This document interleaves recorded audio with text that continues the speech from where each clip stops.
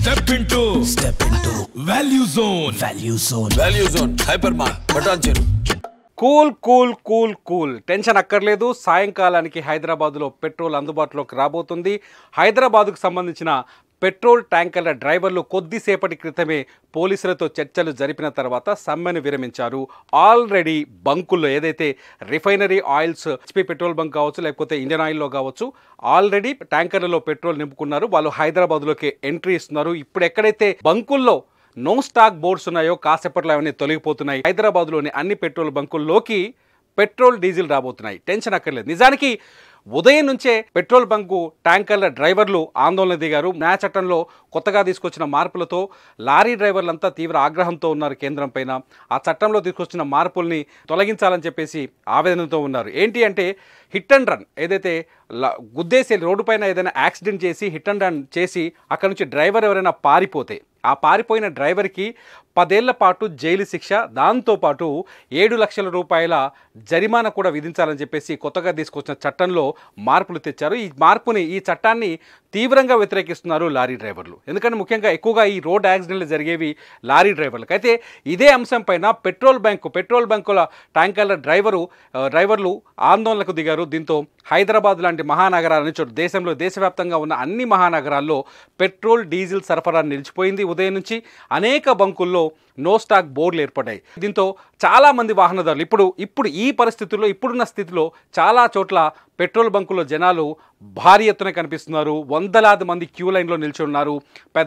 పెద్ద క్యూ లైన్లు కనిపిస్తున్నాయి. వెహికల్స్ తీసుకొని వచ్చి చాలామంది క్యూ కడుతున్నారు. కొందరు పెట్రోల్ డబ్బాలు తీసుకొచ్చి అడ్వాన్స్గా ఫిల్ చేసుకునే ప్రయత్నం చేసుకుంటున్నారు. ఎందుకంటే 2 రోజుల పాటు పెట్రోల్ డీజిల్ అందుబాటులో ఉండదనే ఒక ప్రచారం చాలా వేగంగా వ్యాపించింది. సోషల్ మీడియాలో చాలా కామెంట్స్ కూడా వినిపిస్తున్నాయి. ముఖ్యంగా రోజుకు 100 రూపాయలు పెట్రోల్ కొట్టించుకొని బైక్ పైన ఆఫీస్కి వచ్చే వాళ్ళు చాలామంది ఉంటారు. ఎందుకంటే ఎక్కువగా మధ్యతరగతి వాళ్ళు రెగ్యులర్గా వాళ్ళ పెట్రోల్ వెహికల్స్లో ట్యాంక్ ఫుల్ చేయించరు. కార్లలో వచ్చే వాళ్ళు కూడా ఎక్కువ మంది ట్యాంక్ ఫుల్ చేయించరు. వాళ్ళకు లెక్క ఉంటుంది, మంత్లీ ఇంత పెట్రోల్ ఖర్చు అవుతుంది, ఆ పెట్రోల్ తగ్గట్టుగానే 1000 రూపాయలు, లేకపోతే కార్లు అయితే 1000 రూపాయలు కొట్టిస్తారు, కొందరైతే 500 కొట్టిస్తారు. వెహికల్స్లో అయితే ఎక్కువ మంది 100 రూపాయలు కొట్టించుకొని ఏ రోజుకి ఆ రోజు పెట్రోల్ కొట్టించుకొని వెహికల్ టూ వీలర్ని నడిపిస్తూ ఉంటారు. అట్లాంటి వాళ్ళంతా ఇవాళ పెట్రోల్ బంకుల ముందు ఉన్నారు. చాలామంది సోషల్ మీడియాలో కామెంట్ కూడా పెడుతున్నారు. ఒక కామెంట్ ఏంటంటే, అరే బాబు, రోజు 100 రూపాయలు కొట్టించే వాడిని మీ ధర్నా వల్ల 600 రూపాయల పెట్రోల్ కొట్టేయాల్సి వచ్చిందిరా బాబు అంటే బడ్జెట్ లెక్కలు కూడా ఇక్కడ చాలా స్పష్టంగా కనిపిస్తున్నాయి. ఇవన్నీ చూస్తుంటే వాహనదారుల్లో టెన్షన్ పెరిగిపోయింది. ముఖ్యంగా గ్రామీణ ప్రాంతాల్లో కూడా ఈ ఆందోళన ఎక్కువైపోయింది. ఎందుకంటే ఇది వరి నాట్ల సమయం. ఎకరాల కొద్ది పొలాలు దున్నడానికి ట్రాక్టర్లకు డీజిల్ అవసరం ఉంటుంది. ట్రాక్టర్లన్నీ ఆగిపోయే అవకాశం ఉంది. నిజానికి విద్యుత్ తర్వాత అత్యంత అత్యవసరమైన వస్తువు ఇప్పుడు పెట్రోల్ డీజిలే. ఈ రెండూ నిలిచిపోతే, పెట్రోల్ డీజిల్ నిలిచిపోతే చాలా సమస్యలు వస్తాయి. అనేక వ్యవస్థలు ఆగిపోతాయి. వ్యవసాయ పనులు అయితే పూర్తిగా ఆగిపోయే అవకాశం ఉన్నాయి. ఈ నేపథ్యంలోనే టెన్షన్ ఎక్కువైపోయింది. పెట్రోల్ బంకుల దగ్గర క్యూలు ఎక్కువైపోయినాయి. కానీ లేటెస్ట్ అప్డేట్ ఏంటంటే, టెన్షన్ పడాల్సిన పని లేదు. హైదరాబాదులో చెర్లపల్లిలో ఎవరైతే పెట్రోల్ ట్యాంకర్ల డ్రైవర్లు ఆందోళన చేస్తున్నారో వాళ్ళతో పోలీసులు వెళ్ళి చర్చలు జరిపారు. అత్యవసర పరిస్థితుల్లో అందించాల్సిందే పెట్రోలు, కాబట్టి ఆందోళన అక్కర్లేదు, చర్చల ద్వారా ఏ సమస్యైనా పరిష్కరించుకోవచ్చు అని చెప్పేసి డ్రైవర్లని ప్రస్తుతానికి శాంతింపజేశారు. తాత్కాలికంగా డ్రైవర్లు ఆందోళన విరమించినట్టుగా తెలుస్తోంది. ఆల్రెడీ ట్యాంకర్లలో పెట్రోల్ డీజిల్ నింపుకొని ప్రయాణమైనట్టుగా తెలుస్తోంది. సాయంకాలానికి అన్ని చోట్ల అన్ని పెట్రోల్ బంకులకి పెట్రోల్ డీజిల్ చేరుకునే అవకాశం ఉంది. టెన్షన్ పడాల్సిన అవసరమైతే లేదు. 2 రోజుల పాటు డీజిల్ పెట్రోల్ దొరకదు అనే టెన్షన్ అక్కర్లేదు.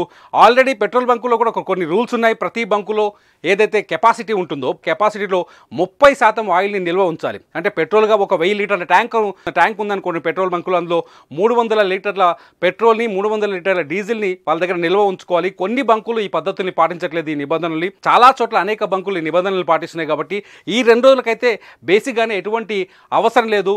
ఎవరైనా అడ్వాన్స్గా ఇదే ఎగబడి లేకపోతే రేపటి నుంచి పెట్రోల్ దొరకదేమన్న భయంతో కొట్టించుకొని పోతే తప్ప నార్మల్గా అయితే ఎటువంటి సమస్య ఉండదు. కొన్ని చోట్ల మాత్రం ఎవరైతే ఈ స్టాక్ను మెయింటైన్ చేయట్లేదో వాళ్ళు మాత్రమే నో స్టాక్ బోర్డులు పెట్టారు. మిగతా వాళ్ళు యథావిధిగా పెట్రోల్ పోస్తున్నారు. దీనిపైన టెన్షన్ పడాల్సిన పని లేదు. ఆల్రెడీ ప్రస్తుతానికైతే ట్యాంకర్లు మళ్ళీ పెట్రోల్తో డీజిల్తో బంకులకు ప్రయాణమయ్యాయి. దీంతో టెన్షన్ పడాల్సిన పని లేదు. అయితే దేశవ్యాప్తంగా దాదాపు హైదరాబాదు, ఎందుకంటే హైదరాబాద్కే దాదాపు ప్రతిరోజు ట్యాంకర్లు 18,000 కిలోలీటర్ల పెట్రోల్ డీజిల్ని సప్లై చేస్తాయి. ఇవంతా ఒక్కసారిగా ఆగిపోతే నిజంగానే వ్యవస్థలన్నీ నిలిచిపోయే ప్రమాదం ఉంది. ముఖ్యంగా హైదరాబాద్ శివారు ప్రాంతాల్లో ట్రాక్టర్ల మీద వ్యవసాయం ఎక్కువగా జరుగుతుంది. ట్రాక్టర్ల ఆధారంగా వ్యవసాయం జరుగుతుంది. అక్కడ వ్యవసాయ పనులు కూడా పూర్తిగా నిలిచిపోయే ప్రమాదం ఉంది. కానీ ఈ ట్యాంకర్ల సమస్య లేకపోతే డ్రైవర్ల ఆందోళన, వాళ్ళ డిమాండ్ని ప్రభుత్వం వెంటనే పరిష్కరించాలని చెప్పేసి డ్రైవర్లు కూడా కోరుకుంటున్నారు. చూద్దాం. ప్రస్తుతానికైతే ఎటువంటి టెన్షన్ లేదు. కూల్గా హాయిగా ఇంటికి వెళ్ళండి. ఎటువంటి ప్రాబ్లం లేదు. పెట్రోల్ దొరుకుతుంది, ఖచ్చితంగా దొరుకుతుంది మీ బండ్లకి.